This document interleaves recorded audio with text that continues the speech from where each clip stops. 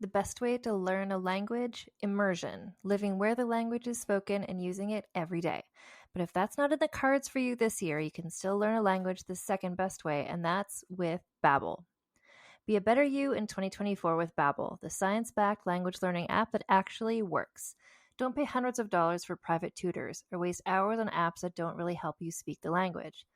Babbel's quick 10-minute lessons are handcrafted by over 200 language experts to help you start speaking a new language in as little as 3 weeks. Babbel's designed by real people for real conversations. Babbel's tips and tools are approachable, accessible, rooted in real-life situations, and delivered with conversation-based teaching so you're ready to practice what you've learned in the real world. For instance, I've been using Babbel's convenient courses to help me learn basic conversational skills in German while I'm getting ready for a little trip I'm planning. It's not a language I'd ever studied before, but I find the lessons really easy and kind of like hand-holding me through learning a completely new language to me. And it's reassuring to know that with the help of Babbel, I'll be able to greet people, order food, and ask for directions without having to consult language apps while I'm in Deutschland. I'm still learning. Studies from Yale, Michigan State University, and others continue to prove Babbel is better. One study found that using Babbel for 15 hours is equivalent to a full semester at college. Babbel has over 16 million subscriptions sold. Plus, all of Babbel's 14 award-winning language courses are backed by their 20-day money-back guarantee. Here's a special limited-time deal for our listeners. Right now, get up to 60% off your Babbel subscription, but only for our listeners at babbel.com/vulgar. Get up to 60% off at babbel.com/vulgar, spelled BABBEL.com/vulgar. Rules and restrictions may apply. Hi, this is Rob Benedict. And I am Richard Spate. We were both on a little show you might know called Supernatural. It had a pretty good run, 15 seasons, 327 episodes. And though we have seen, of course, every episode many times, we figured, hey, now that we're wrapped, let's watch it all again. And we can't do that alone, so we're inviting the cast and crew that made the show along for the ride. We've got writers, producers, composers, directors, and we'll of course have some actors on as well, including some certain guys that played some certain pretty iconic brothers. It was kind of a little bit of a left field choice in the best way possible. The note from Kripke was, he's great, we love him, but we're looking for like a really intelligent Duchovny type. With 15 seasons to explore, it's going to be the road trip of several lifetimes. So please join us and subscribe to Supernatural then and now.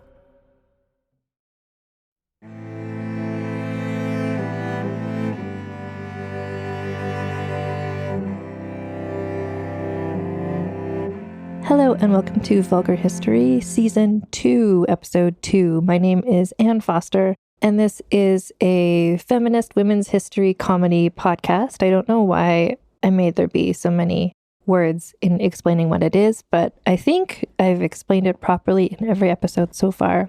So in Season 1, we were looking at women who made history by quote-unquote misbehaving, which is sort of like also not quote-unquote misbehaving because several of them did murder people. This season, we're looking at women leaders and how men complained and were freaked out about it, and how it's not so different from nowadays when women leaders are still much more rare than men leaders, and men and women and just anyone living in the patriarchy still kind of freaks out about women leaders for exactly the same reasons they did 2,000 years ago. So last week's episode, we looked at Cleopatra. And this week we're kind of going chronologically this season. Last season was kind of like random people, well, not random, like people I chose, but I sort of put them in order of, I don't know, the order that seemed to work best. But this season, I think what's going to work best is going chronologically so you can kind of see the development of how women leaders were seen and accepted and treated throughout several centuries of Western history, and how so little has changed. And it's all really depressing, actually. But what's not depressing is a Scandilicious story. And today we're going to be looking at the story of Agrippina the Younger, who is called that because her mother was also called Agrippina. Agrippina the Elder was her mother. And this takes place in ancient Rome. So Agrippina was born November 6th in the year 15, like plus 15. So when we were looking at Cleopatra, she was in the before Common Era scenario. Agrippina's a bit later on. So just to sort of put us in the place and time. So Cleopatra was fighting against the guy who would become Emperor Augustus, aka Octavian, when he was sort of like in his teens/early 20s. Agrippina is the granddaughter of Augustus. So he was quite a lot older. So just kind of Agrippina and Cleopatra were never alive at the same time, but they're not like so far apart that people in the story wouldn't have known Cleopatra and been around for that whole situation, which you can hear about in last week's episode. So this week we are looking at Agrippina. So her full name was Julia Agrippina Minor and I have not done a lot of studying and research of ancient Rome. I kind of did a crash course to prepare for this podcast episode. But it seems to me that everyone who was female in ancient Rome had the first name Julia, but no one actually went by the name Julia, is kind of how it seems. So she's mostly written about as Agrippina. And I also want to mention that the main source I'm using for this podcast is the amazing biography of Agrippina by Emma Southen, it's got 2 different titles. In some markets, I think in the UK, the book is called Agrippina, Empress, Exile, Hustler, Whore. In North America, it's got a much more tame title, which is Agrippina, the Most Extraordinary Woman of the Roman World. The book is amazing. It's very much kind of like, I've never before read a history book that so much feels like something I myself could have written, like in the best possible way. I feel such a kinship to this book, the way that she puts in jokes and asides and like makes fun of historically powerful men, and just the very casual conversational way that it's written is amazing. And it's also superbly well researched. So I'm using this book as my source. She uses as her source numerous people who were writing in ancient Roman times, and you can read her full bibliography for what all of her sources are. But basically, just bear in mind that all of the sources she used, like all of the sources that exist about Agrippina, were basically men who really didn't like her and wanted to make her seem as awful as possible, not unlike Cleopatra. So some of the stuff in this story probably did happen. Some of it might be exaggerated. Some of it might be totally made up. But just like imagine the word allegedly before almost everything I'm about to tell you, because we can't really go back and fact check. But it's like we know when she was born. We know when certain events happened. But a lot of it, we're just kind of filling in the gaps based on what these men who hated her claimed had happened. So other than births and deaths, the dates of, everything is kind of like, here's a story. And you kind of get a sense of who she was and what she was like. The details here or there, no one can ever truly verify, really. So, okay. Agrippina.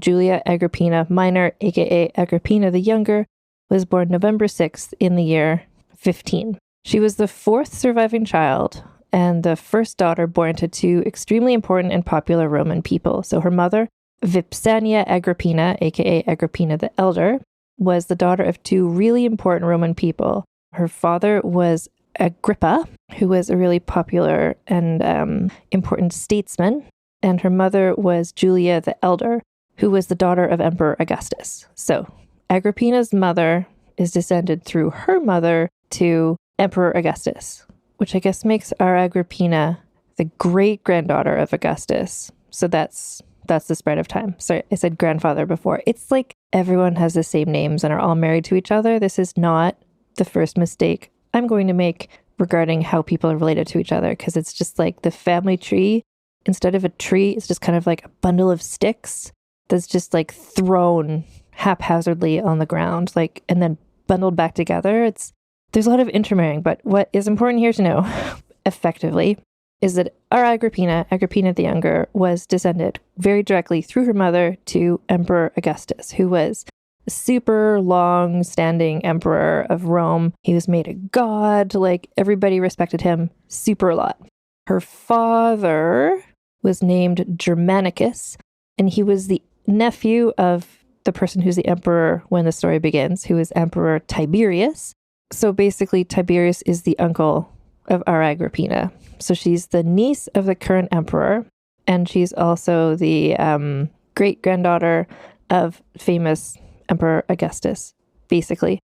So she's descended on both sides from basically emperors, even though there's still this thing in Rome where they're like, we're technically still a republic. Like, we don't have one person who's the emperor. It's more just like he's elected and everyone just agrees to keep him the emperor forever. This sort of like pretend democracy.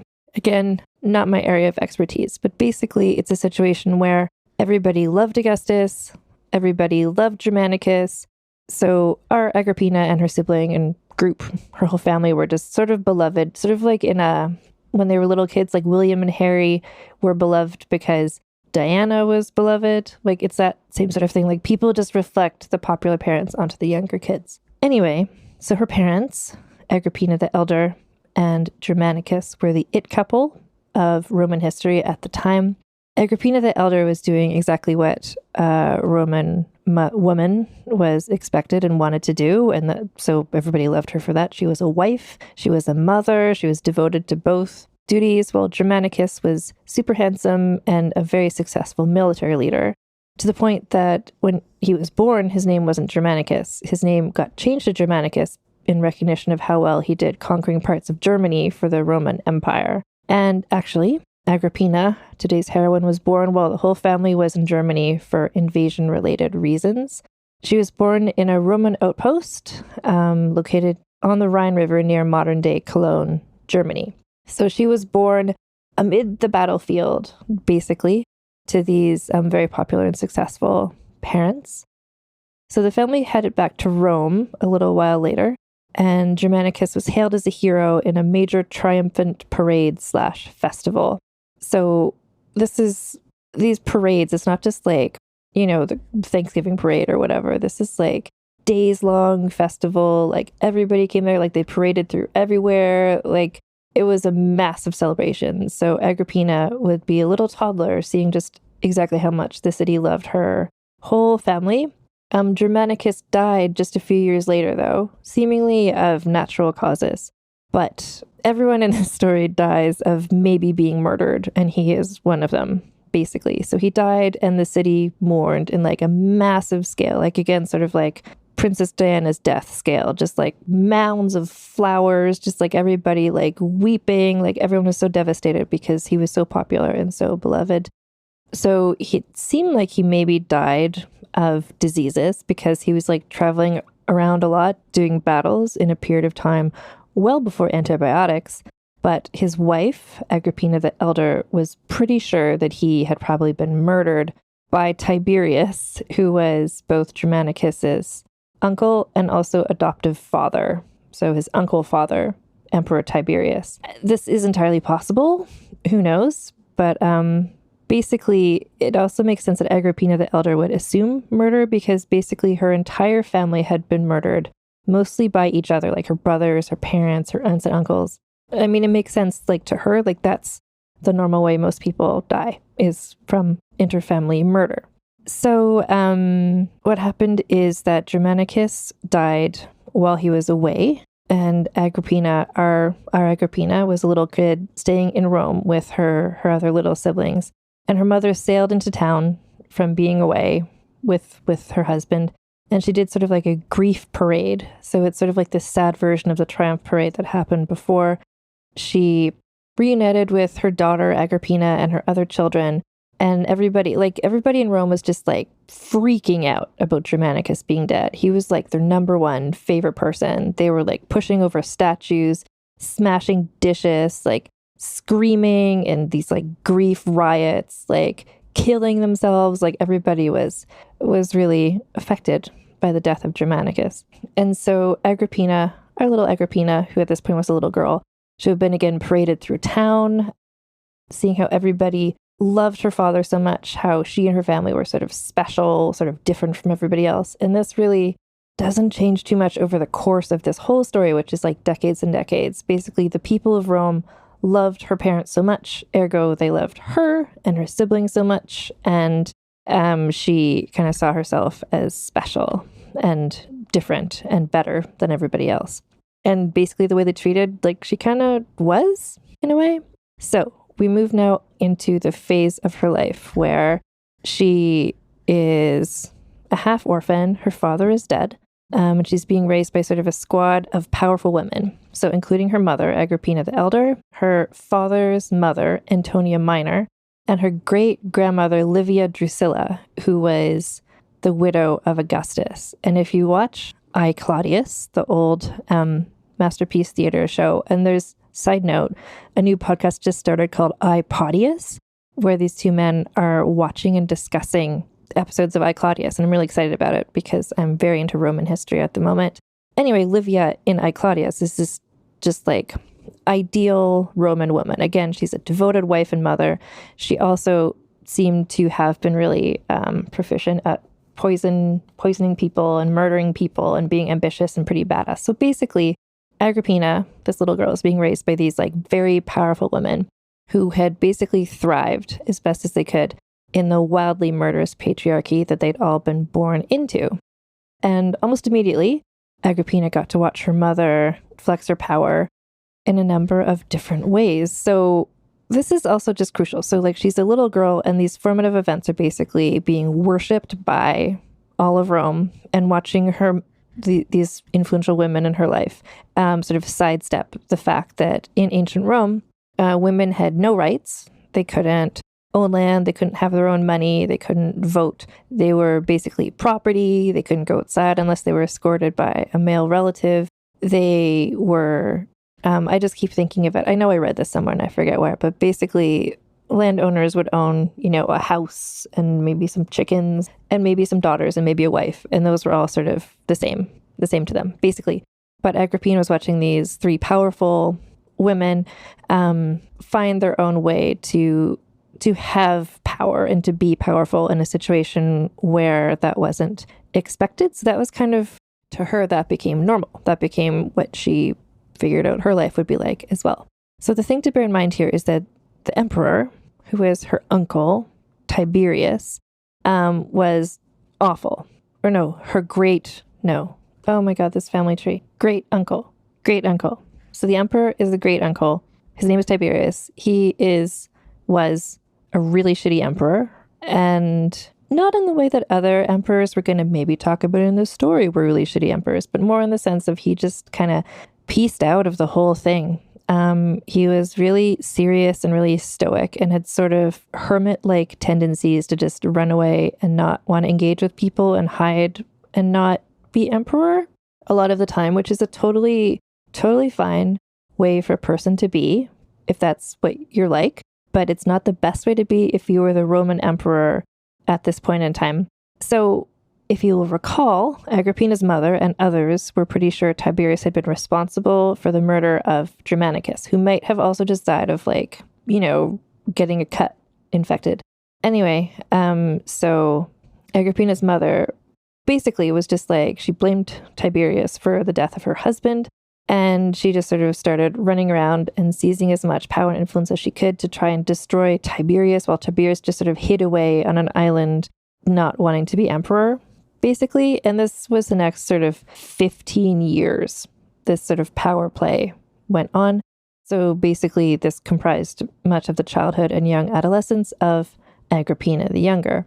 So in the midst of all of this, Agrippina the Younger was married at age 14 to a man named Gnaeus Domitius Ahenobarbus.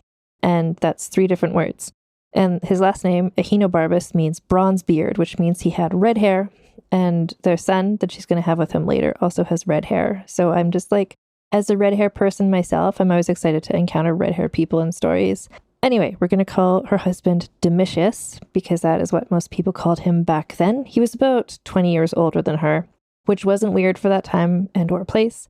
They were also related, which wasn't weird either. They were distantly enough related that it wasn't a weird thing. Spoiler, she's going to later have another husband who's much more closely related, and that was treated as weird. So Domitius's mother was Agrippina's great-grand aunt Octavia, who was the sister of Augustus and the previous wife of Mark Antony, which just like a bunch of important people. He's an important person. He's a lot older than Agrippina, and he also has is connected through blood relations to the beloved Emperor Augustus. So basically, they became the new it couple. Domitius was a high-ranking official. He was extremely rich, and he was also, according to literally every source who ever wrote about him, a really heinous and awful person. For instance, one time he apparently killed a slave because the slave was less drunk than Domitius was, and that bothered him. Another time he ripped out a man's eye because he felt that the man had been rude to him.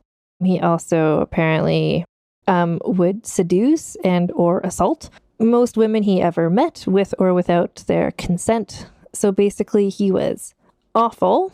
Agrippina was 14, and that is the husband that she landed with. But basically she'd lived through a pretty chaotic 14 years so far, and I'm sure that her mother and her female relatives maybe gave her some advice about how to not be murdered by this horrible person she was married to. And so basically, the feud between her mother and the emperor continued. The whole thing was just like over the top, melodramatic, wildly interesting, and we don't have time to get into all of it. But basically, it culminates with the emperor runs away to Capri, the island of Capri, and never returns. Agrippina was accused of incest. Some people actually maybe had incest. Side note on incest, which is basically, it was a thing that people in ancient Roman times seemed to accuse each other of a lot, not necessarily because it was happening a lot, but because it was kind of the grossest, worst thing you could say about a person. So there's just like a lot of people in the story are going to be accusing a lot of other people of incest. There probably wasn't actually that much incest happening, I'm guessing, because it seems like it was such a social taboo that it was like accusing someone of it like destroyed their whole life, or you wanted it to destroy their whole life. So probably it wasn't a thing people were up to. Anyway, a lot of dramatic things happened. Agrippina's mother and her two older brothers had all at various points been sent into exile, put in prison, and all three of them, I believe, had all died by suicide to avoid being murdered by Tiberius, basically. The only surviving family members Agrippina had at this point were her brother Gaius, who was off living in exile in Capri with Emperor Tiberius because he was maybe sort of his heir, and two other sisters, Drusilla and Livilla. And then the next major plot twist happens in the year 37. Tiberius finally died, and Agrippina's brother Gaius was named the new emperor. Gaius was his birth name, but you might know him better by his nickname, which was Little Boots, or as it is said in Latin, Caligula. So Caligula was Agrippina's younger brother and the oldest/only surviving boy in her particular branch of this very messy family tree. I guess this is just a little side note on Caligula to explain kind of what's about to happen, which is just a lot of interesting things. So Caligula had spent some time in jail when their mother was sent to jail/exile. And then when she died, he went to live with Agrippina and his two other sisters, Drusilla and Livilla, in the household of just like mighty women in this like, what's the thing called? Just this house of super powerful badass women, basically. It's sort of Steel Magnolias, but ancient Rome scenario. So the thing is that, Tiberius saw Caligula as basically the guy who was going to be probably emperor after him, but Tiberius was also really paranoid about someone trying to steal the throne away from him, because everybody constantly was. So is that paranoia when it's true? Anyway, so to keep Caligula from being able to emerge and like take over before Tiberius died / kill Tiberius, Tiberius arranged it so that Caligula would be treated like a little boy way longer than most people were then. So there's a whole thing where sort of like a bar mitzvah scenario where a little Roman boy would finally get his toga for the first time. And when you get your toga, there's like a toga ceremony. And it's like, at that point, it's like you are a man. I think you could like vote at that point. And this happened when people were like, I don't know, 14, 15, 16. But Caligula was not allowed to do this.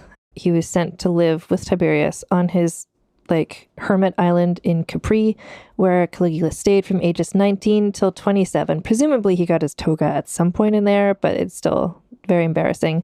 And so he was raised away from Rome, away from the Senate, away from learning how to be the emperor, away from learning how to be an adult person, all of which to say what happened during his reign isn't entirely his own fault. He'd been kind of set up to fail in a lot of ways. But at the beginning, everybody in Rome was really excited for Caligula to take over because no one had ever really liked Tiberius because he was not a very good emperor, what with the running away and hiding all the time. Caligula was still, he was the son of Germanicus. He was the daughter of Agrippina the Elder. He was the son from this beloved family that they had all these parades for. And so everyone was excited to have just a young emperor. Tiberius had been 77 when he died. So just this new young energy from this beloved royal family.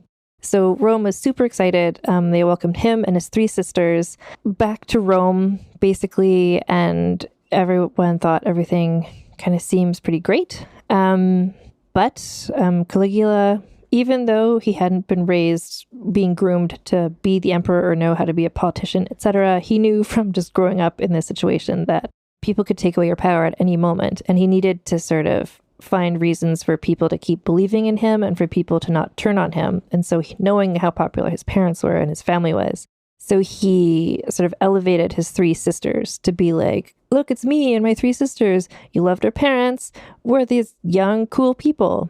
So Caligula, Agrippina, Drusilla, and Livilla were sort of a reminder of their father, who everybody had loved, but also of their ancestors, Emperor Augustus and even Julius Caesar. So they were just kind of see, we have this bloodline, look at us, we're this family.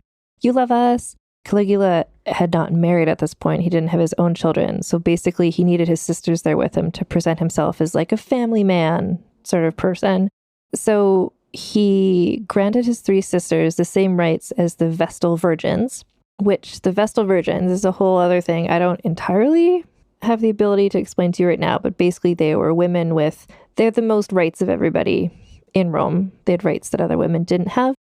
Basically, they were able to make independent decisions about their lives without requiring the permission of a male relative. Their bodies were seen as sacred. Touching them was punishable with death. So Caligula gave those same rights to his 3 sisters. Basically, no Roman women in history, including the wives and mothers of previous emperors, had this amount of autonomy or power. So his 3 sisters were just elevated to this extent that had no precedent, basically. Every day at the start of Senate, or whenever somebody was introducing a new bill or whatever into Senate, the men did sort of the Pledge of Allegiance, where they say I promise to honor the emperor, and also I think we should raise minimum wage or whatever. So Caligula changed the wording of this. So every time people said that, they had to say, I promise to honor the emperor and his 3 beloved sisters. So the 3 sisters were they weren't present in Senate because women couldn't be there, but they were seen as almost basically equally as important as the emperor. Caligula had coins made. There's a lot of big moves made vis-a-vis coins in the story. So he had coins made with his face and name on one side, which was the normal thing. Usually on the other side was a picture of a god who the emperor wanted to be or a picture of him an action shot or something. But he put on the other side of the coin his 3 sisters posing like goddesses. And this was the first time that living Roman women had ever been put on coins. Dead Roman women had been, people's beloved dead mothers and things. And this is the first visual proof that Agrippina herself was a person. So she was a little tiny image on the back of a coin shared with her siblings. And then this is a podcast about Agrippina, not a podcast about Caligula. Perhaps he would be a good topic for a future episode of my Patreon-only spin-off podcast, So This Asshole, to get into all the messy stuff that he did. But basically, a bunch of stuff happened really quickly, and we're just kind of looking at how it affected Agrippina, basically.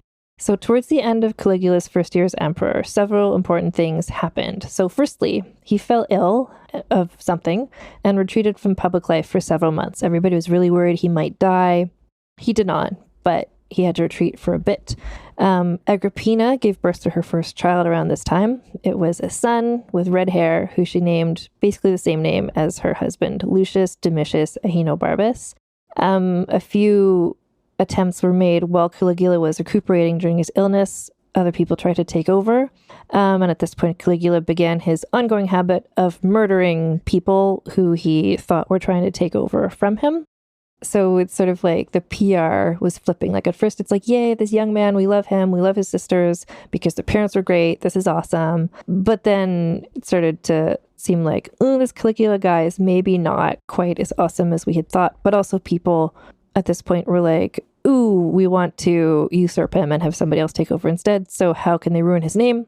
Rumors of incest. So rumors started to spread around that Caligula and was having sex with his sisters, and he didn't help calm these rumors down by behaving increasingly erratically and losing his shit an awful lot. So he did stuff like smashing pottery, replacing governors of important colonies randomly with random people, running away like Tiberius to just like meditate by himself on an island, stopped shaving his beard, and basically murdering anyone who looked at him funny. So he became a little bit of a tyrant type issue happening. And for reasons we don't know, because unfortunately the records we have that mention Agrippina don't mention this detail, in the year 39, Caligula exiled his sister Agrippina for conspiring against him along with her other sister Livilla. Note that the third sister Drusilla had died 1 year before this happened, which might be part of what caused Caligula's psychological breakdown.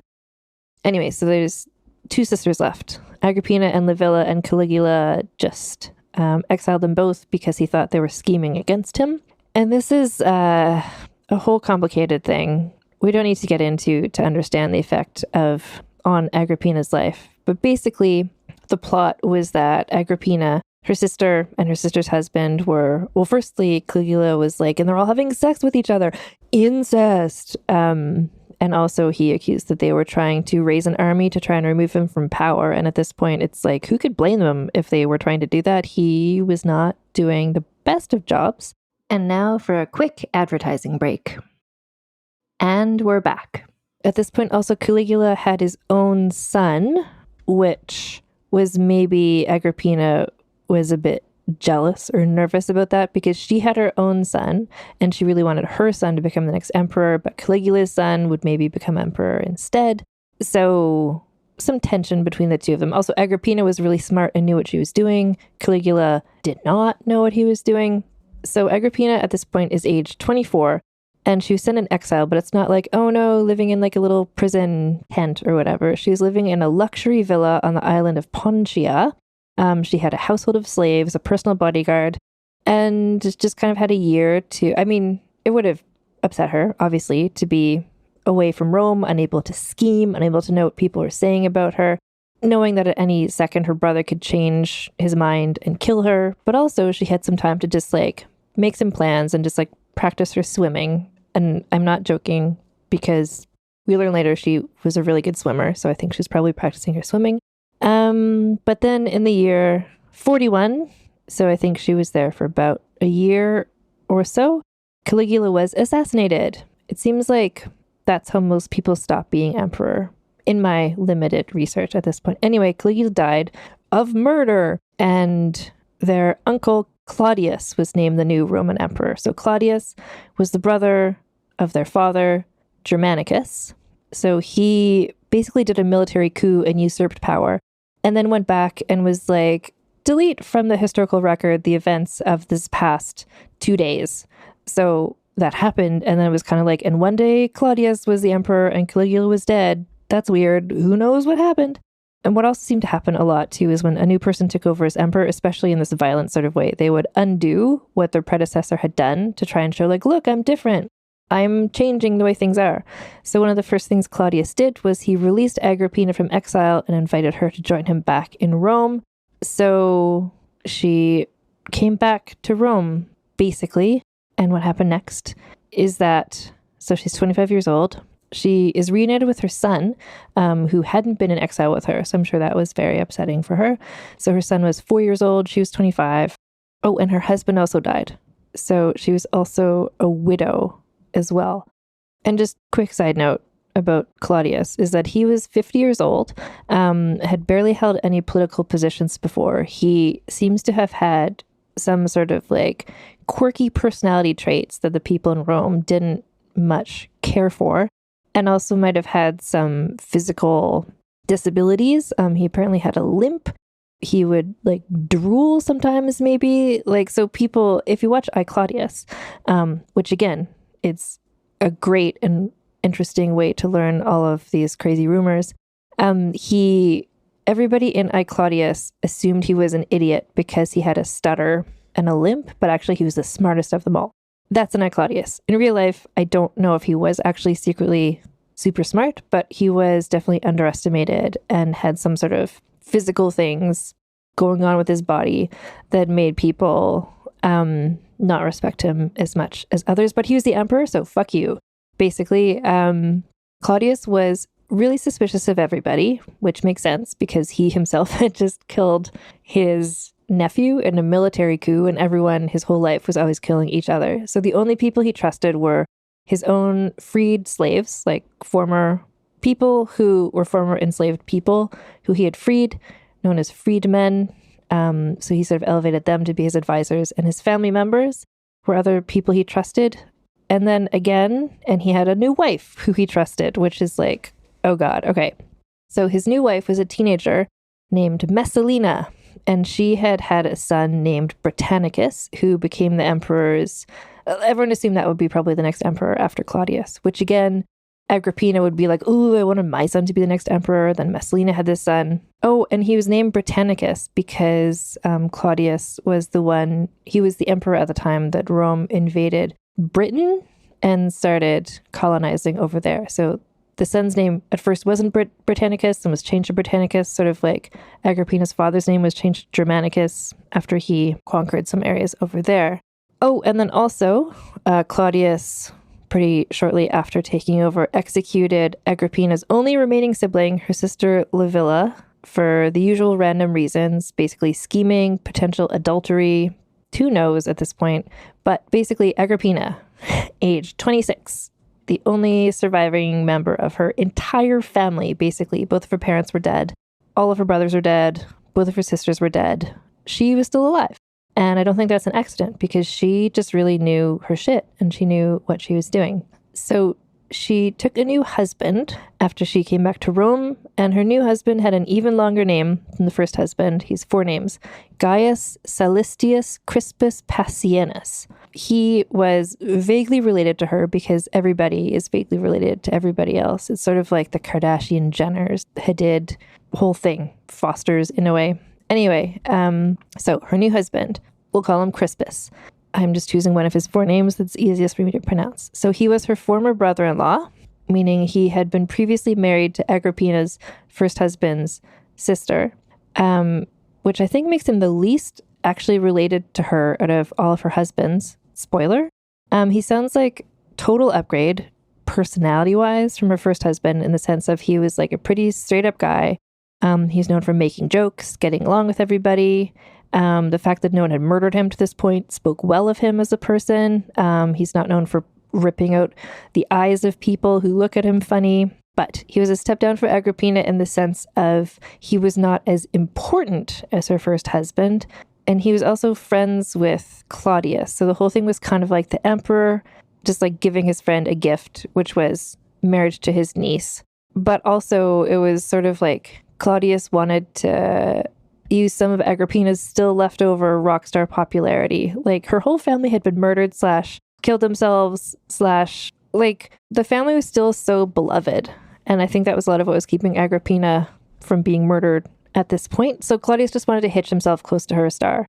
But also he didn't want her to get too powerful because she could maybe usurp him and maybe her son would take over.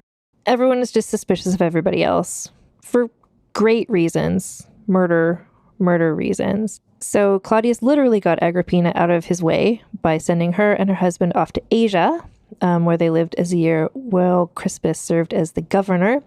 They returned to Rome, and a couple of very suspicious things happen, such as Crispus, her husband, wrote a new will that made Agrippina the sole beneficiary of his estate, and then he suddenly died. And if this was an episode of Murder, She Wrote, we'd all be like, ooh, okay. Like, you change your will to leave it all to your wife, and then you die is like, she probably killed him. I mean, right? But basically, Crispus got a super public funeral, another like triumph march, etc. Agrippina got to be in yet another parade this time, but now she's 28, which is just like so young. What an eventful life. She's a double widow. She's a single mother. She's the only living descendant of Julius Caesar and Augustus. And everybody still just fucking loves her, basically. And then 5 years pass. So there's rumors that she killed her husband so she could marry someone else, but she didn't marry someone else. So that's where it's like, did she kill her husband? Unclear.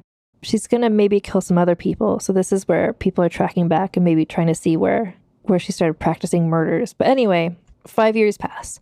During this time, she was maybe hanging out like in one of the other villas that she had inherited from her rich dead husband, maybe practicing her swimming some more. But basically during these 5 years, Claudius's wife, Messalina, went from being a teenager to being 20. And she sort of took over as the number one most talked about Roman woman.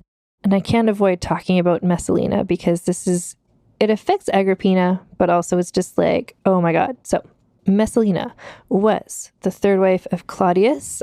She was 18 when she married him, when he was 50, when he was the emperor. She was also, in some random way, descended from Augustus, etc., which made her a good wife for Claudius because she was more directly descended from them. And the whole thing was everybody, like, you were more beloved the more directly descended you were from Augustus, basically. So they had a daughter named Octavia. They had their son Britannicus. There hadn't been... Messalina and Agrippina feuded a lot, I think, largely because they both really wanted their own sons to become the emperor next, but also they were just like both really opinionated, strong-minded women. They're both really ruthless. There was a lot of scheming. Similar to Agrippina, a lot of stuff written about, almost everything written about Messalina actually was written after her death, and it was sort of defamatory because of people saw what happened to her, but also because she had a lot of enemies. So there's a lot of sexy scandals about her, like that she lived in a whorehouse and like was a sex worker and like challenged another sex worker to a contest to see who could have sex with the most men in a row, and like lots of stuff that's included in I, Claudius, the miniseries, if you want to watch that. How much of it is true, I don't know. But what the weirdest story about her is the one that is true, which is basically she had a lover who was not her much older husband. And when Claudius was out of town, Messalina decided to marry her lover in a public ceremony. So it's not even like a secret, sexy marriage. It was like everyone knew about it.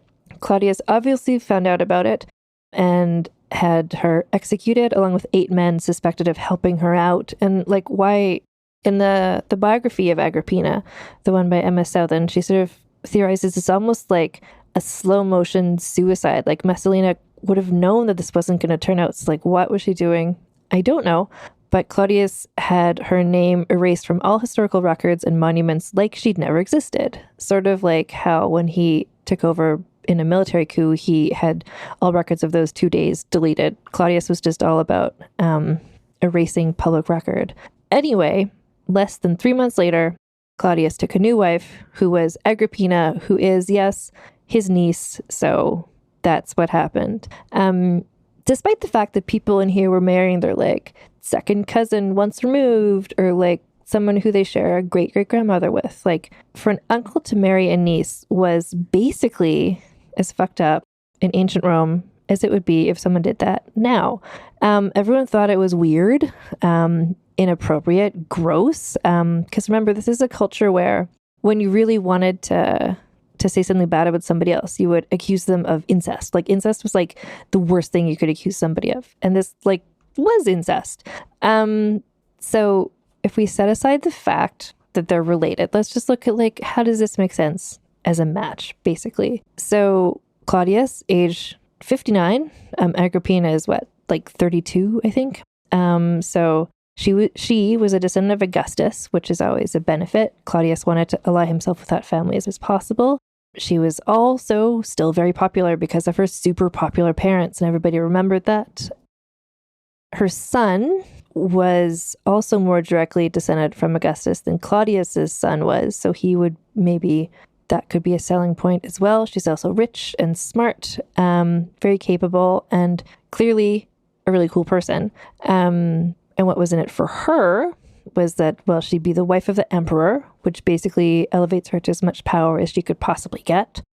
She'd always grown up with a sense that she was better than everyone and destined for great things, and this might have seemed like basically her best chance to seize onto that and get the power that she felt like she deserved for who she was. It would also, she would assume, cement the future for her son. And she had always been sort of like Margaret Beaufort was in the Tudor era, just like she was all about clearing the way so her son could have as much power as possible.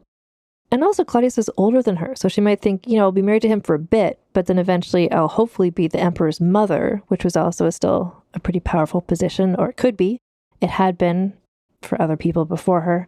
So basically, it wasn't legal. It was illegal for an uncle and a niece to get married because incest reasons.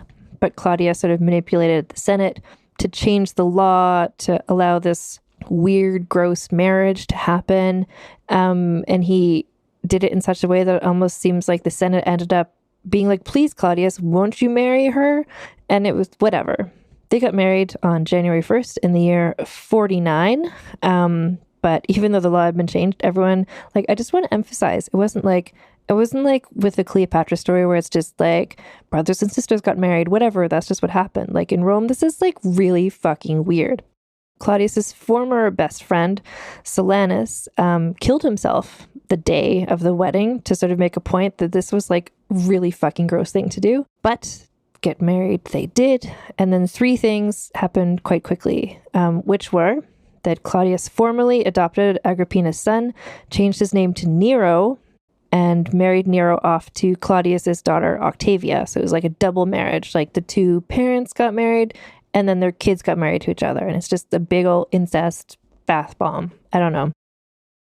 Agrippina demanded that a man named Seneca, who's a famous sort of philosopher person who had been exiled by Caligula, Agrippina demanded that he be returned to be Nero's new tutor because he was the smartest person and she wanted the best tutor for her son. And a woman named Lolia Paulina was accused of witchcraft, sent into exile, and died.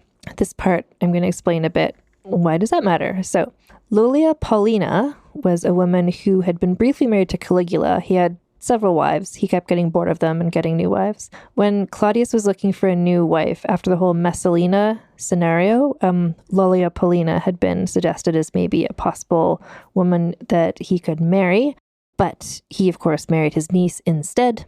And this is again where it's allegedly, did Agrippina conspire to kill Lolia Paulina to remove her as a rival for her uncle/husband? Maybe, basically. But this is sort of another rumored person that perhaps Agrippina was responsible for killing.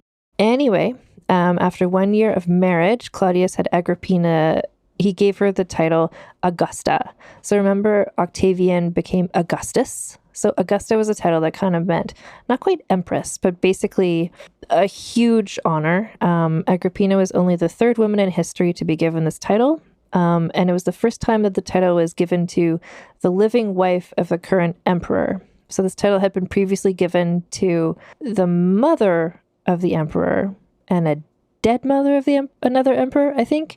Basically, this title meant that she was more or less on equal standing with Claudius, the emperor. No woman in Western history had ever had this much power before in terms of her role in the empire and how big the empire was.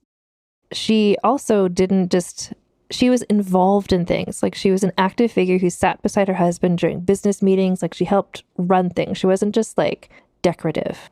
She was actually in there getting shit done. For instance, in the year 50, she founded a new Roman colony in the place near where she had been born in Germany.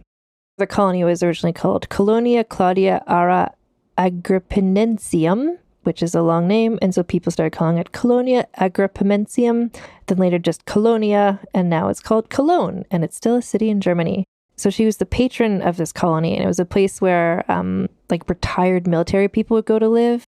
She, paid money to improve things there, install, the Roman famous sewage systems, etc.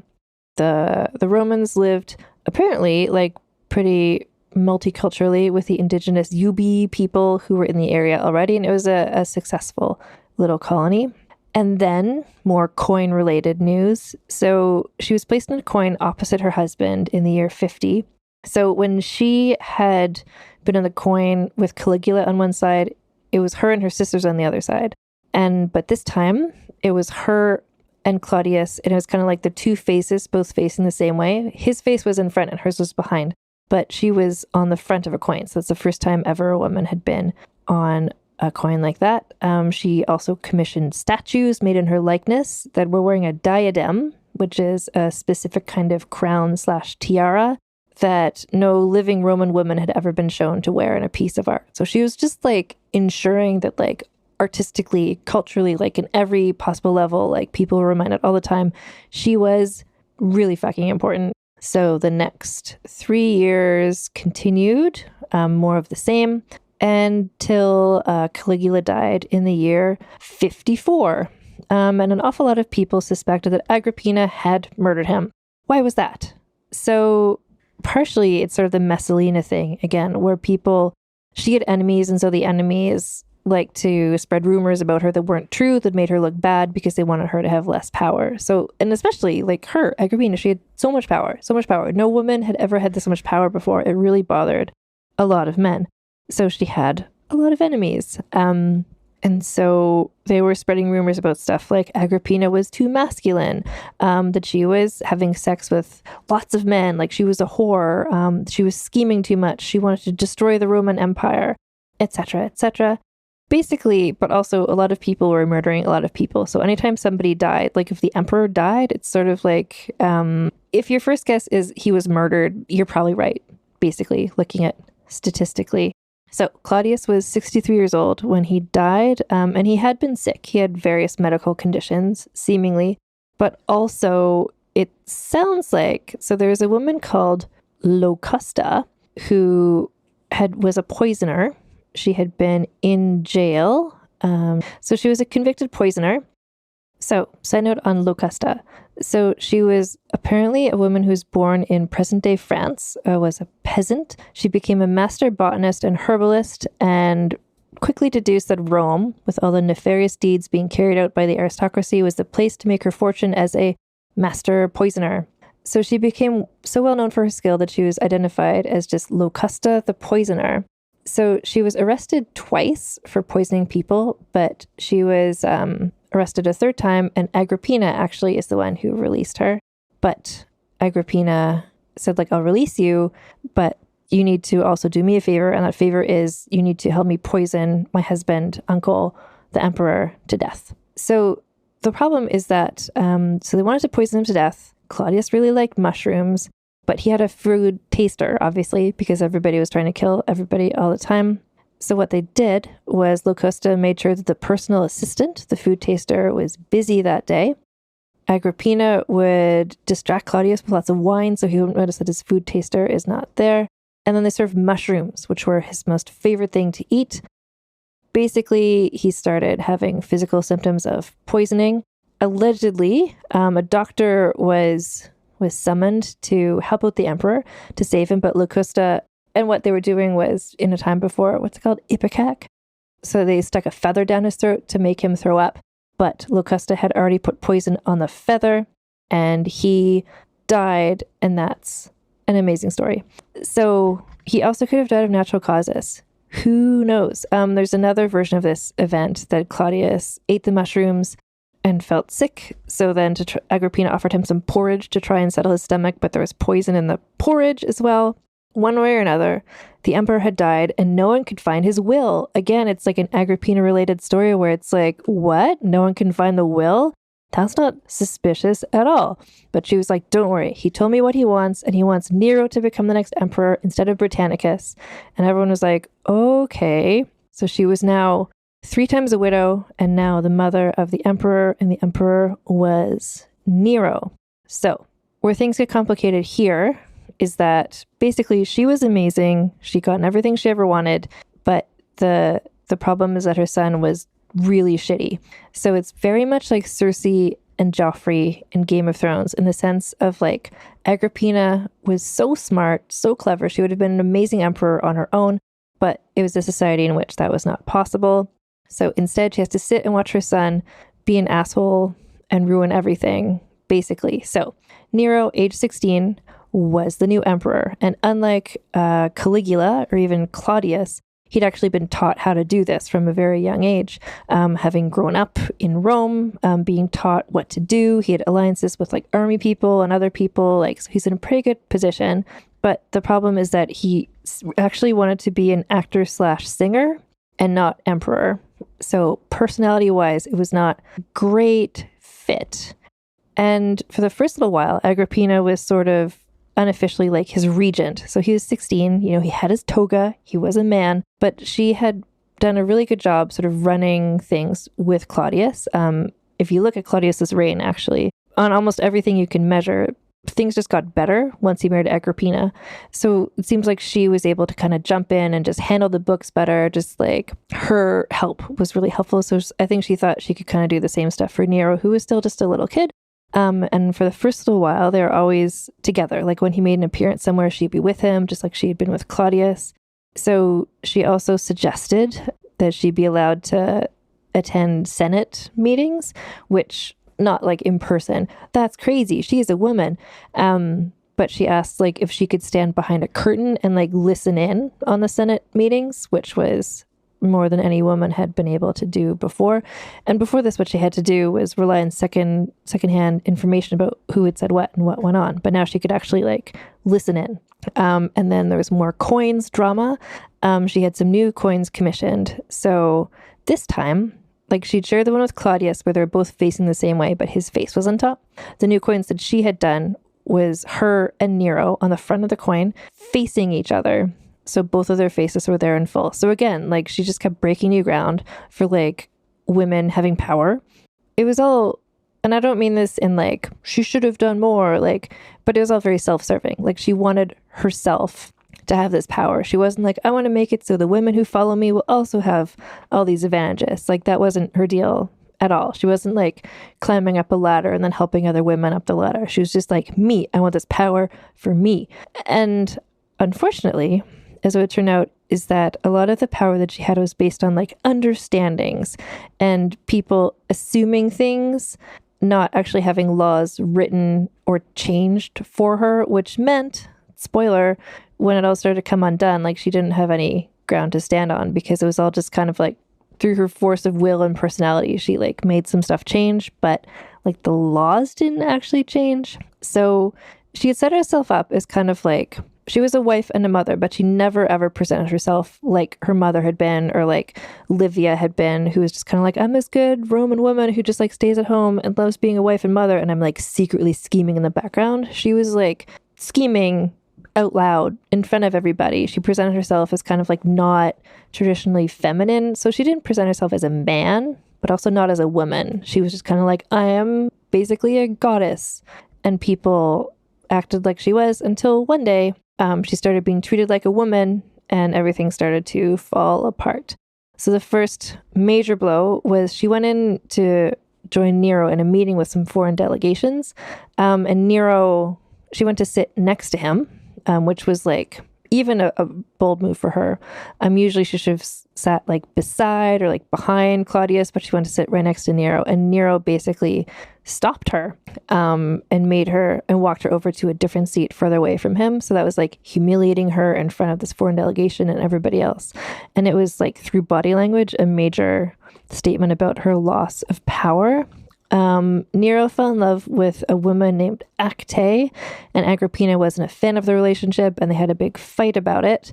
And Nero, is sort of a fuck you to her, sent her a gift of some jewels and a new dress, which was kind of like his way of saying like, hey, you're just a woman. Here are some woman things. Mind your own business. And especially because Agrippina wasn't a person who was ever interested in like dresses or jewels or being flashy or luxury things. So apparently in response, she said something like, I gave him the empire and he gave me a dress, which is like, ugh, put that on a poster. Sons suck. Sometimes sons suck. So Nero brought in Locusta again to help him murder his stepbrother / cousin Britannicus, who was the son of Claudius, because Nero saw Britannicus as a threat, as somebody who could maybe become emperor instead of him, which is like, it's sort of a shitty thing Nero did, but also like everyone was killing everyone. It's not that different. But basically, he was just clearing the way for himself to have ultimate power, and part of that was he expelled Agrippina from the palace. They made her go live elsewhere. So they were just sort of back and forth fighting about a bunch of random things. And one day, Agrippina basically went in, forced Dorian to talk to Nero, and we don't know what happened in this like closed door meeting. But at the end of this, they clearly reached some sort of understanding. And based on how stable the government went after this, it seems like the agreement might have been Agrippina will just like secretly run things behind the scenes, but she won't make public appearances or let anyone know that she's doing that, because the next sort of 4 years were okay for her. Nero he put on plays, made everybody listen to him sing, made everybody clap for him, and was just sort of like little baby Caligula tyrant type person. Nero fell in love with a woman named Poppaea Sabina, who has her own interesting story we can talk about another day. But basically, at around the same time he got involved with her, Nero decided it was time to murder his mother. So some of the rumors are that Poppaea was jealous of Agrippina because of like incest reasons, but also maybe she just kind of saw how smart Agrippina was, or maybe Poppaea didn't give a shit. We don't know. But basically, Nero started hanging out with this woman named Poppaea, and around the same time, he decided to try and kill his mother. So, a couple things. So, Agrippina was friends with Locusta and knew about poisons herself. And so, just like that guy in Princess Bride, it turns out she had been secretly dosing herself with small amounts of poison for a really long time, just to make herself like immune to all of them.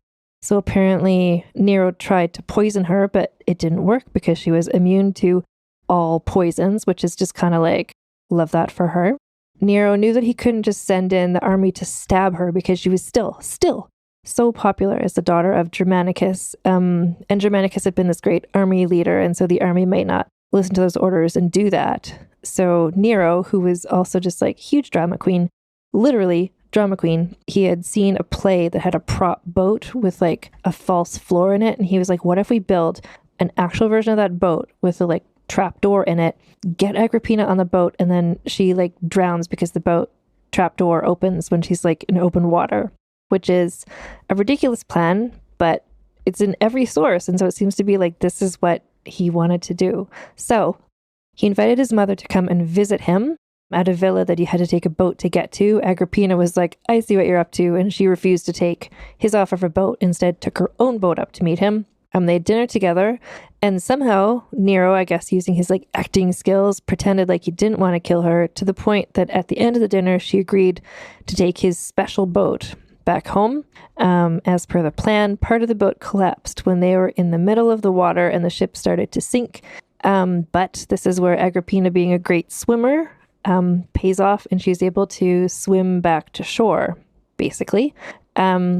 She arrived back at the villa. People applauded because they were like, oh my God, Agrippina, our beloved Agrippina, almost died, but she didn't. Look at her. She's an amazing swimmer. We love her so much. The daughter of Germanicus. So she had a messenger send a message back to Nero saying that she was still alive. Did she know that he had tried to kill her? I mean, probably at this point. But so the note was just basically like, guess what? Foiled you again.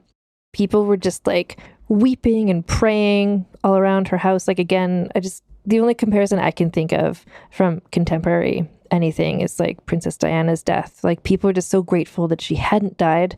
But what happened is that later that night, when she was in bed, soldiers came marching up, and they had sort of fake charges from Nero. So Nero claimed Agrippina had tried to kill him, and the soldiers came in to murder her, basically. She tried to talk them out of it. But they were having none of that. And basically her final act is that she flung open her robe to reveal her womb, saying like, stab me here, like if you're really from my son. And then they did.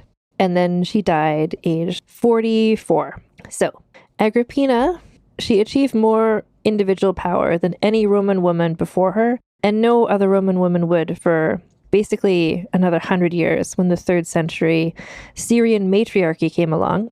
These were 3 Roman noblewomen who were pretty awesome people themselves. They were called Julia Domna, Julia Soamias, and Julia Mamea, and they wound up getting similar levels of power. But basically, Agrippina was kind of it for a while.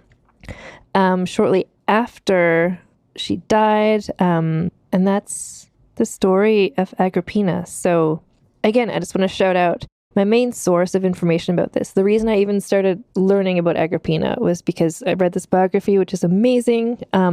So it's the biography of Agrippina by Emma Southan, which I recommend heartily. You can read it as a book. You can also read it on audible.com, which is my little sponsor. So if you go to audibletrial.com/vulgarhistory, you can look up, you can get your free trial, and maybe your free trial could be reading Emma Southan's biography of Agrippina, which I read as an audiobook and which is really fun to read in that way. Actually, I read it as an audiobook / as a book. I was kind of bouncing back and forth.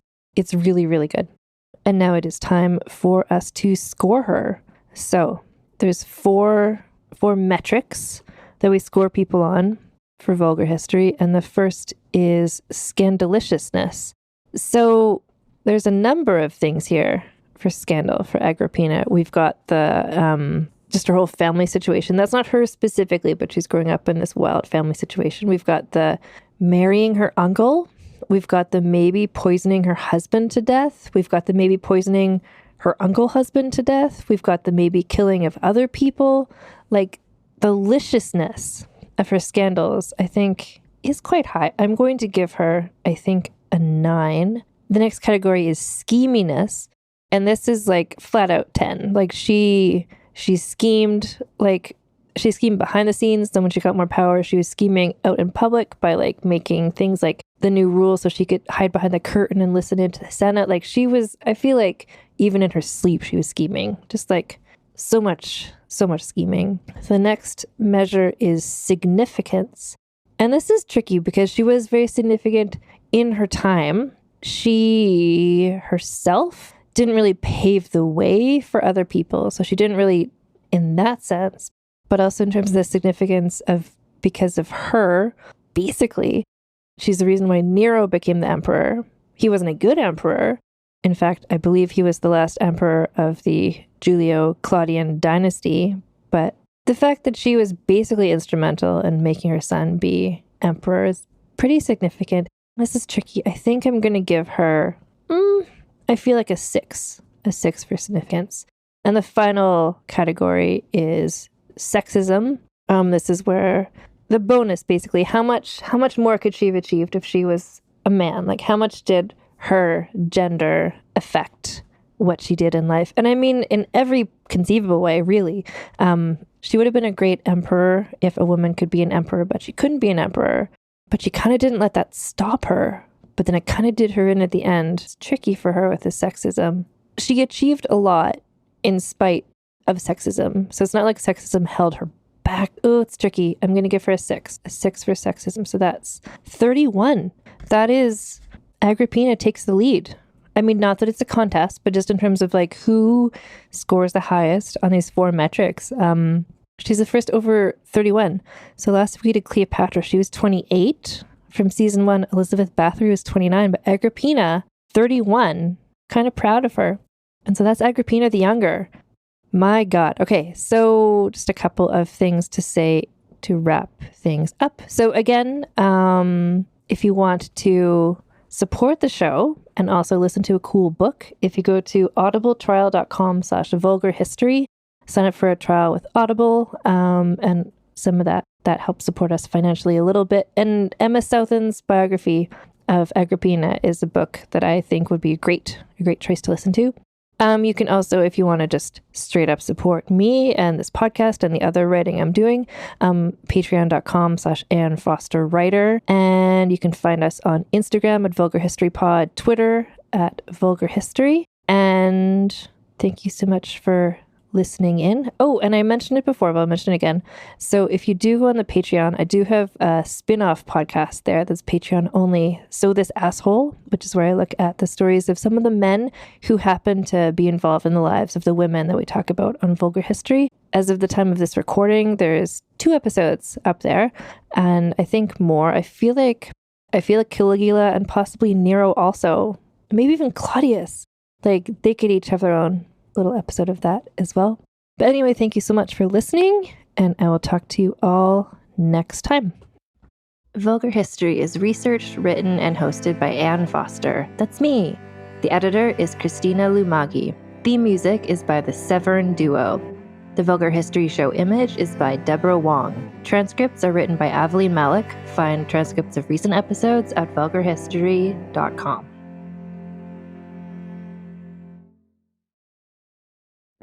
Welcome to the small town of Chinook, where faith runs deep and secrets run deeper. In this new thriller, religion and crime collide when a gruesome murder rocks the isolated Montana community. Everyone is quick to point their fingers at a drug-addicted teenager, but local deputy Ruth Vogel isn't convinced. She suspects connections to a powerful religious group. Enter federal agent V.B. Laureau, who has been investigating a local church for possible criminal activity. The pair form an unlikely partnership to catch the killer, unearthing secrets that leave Ruth torn between her duty to the law, her religious convictions, and her very own family.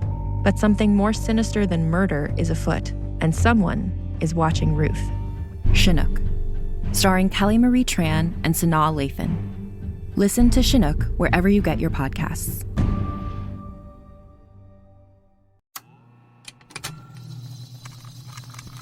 Contained herein are the heresies of Radolf Buntwine, erstwhile monk turned traveling medical investigator.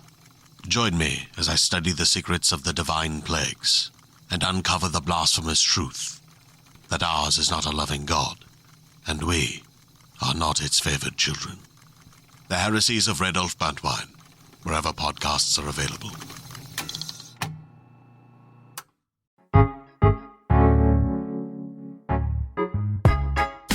I'm Laura Cathcart-Robbins, and I'm the host and creator of Only One in the Room podcast. Every week, my co-host Scott Slaughter and I invite you to join us for an hour and lose yourself in someone's incredible Only One story. We talk to the realest of real people, dealing with issues like infertility, addiction, human trafficking, and body shaming. Oh, and we want to be fair, so we talk to some celebrities too. Oscar winners, New York Times bestselling authors, supermodels, and even the most decorated U.S. Winter Olympian. Everyone is invited to share their Only One story with our listeners. This podcast is for anyone who has ever felt alone in a room full of people, which is to say that this podcast is for everyone. Download Only One in the Room wherever you listen to podcasts today.